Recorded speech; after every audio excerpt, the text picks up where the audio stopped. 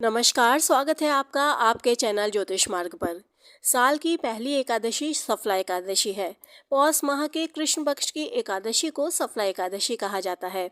सफला एकादशी के दिन भगवान अच्युत और भगवान विष्णु का पूजन किया जाता है।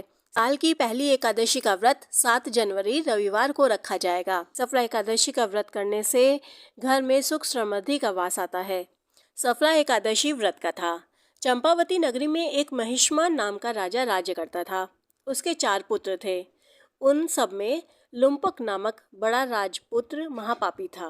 वह पापी सदा बुरे कर्मों में अपने पिता का धन नष्ट किया करता था।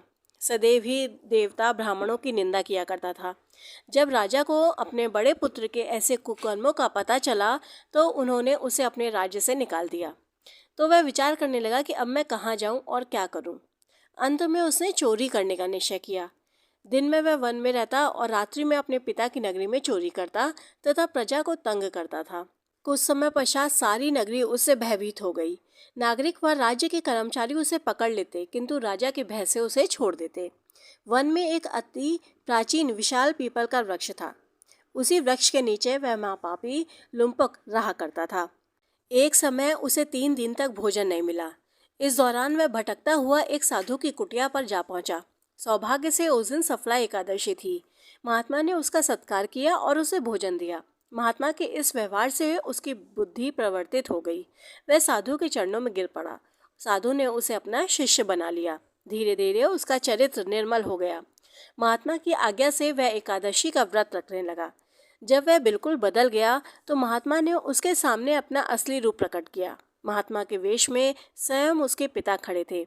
इसके बाद के पिता ने प्रसन्न होकर उसे समस्त राज्य का भार सौंप दिया और स्वयं वन में चले गए। अब लुम्पक शास्त्र अनुसार राज्य करने लगा। उसके स्त्री पुत्र आदि सारा कुटुंब भगवान नारायण का परम भक्त हो गया। वृद्ध होने पर वह भी अपने पुत्र को राज का भार सौंपकर वन में तपस्या करने चला गया और अंत में वैकुंठ को प्राप्त हुआ। जो मनुष्य इस परम पवित्र सफला एकादशी का व्रत करता है, अंत में उसे मुक्ति मिलती है।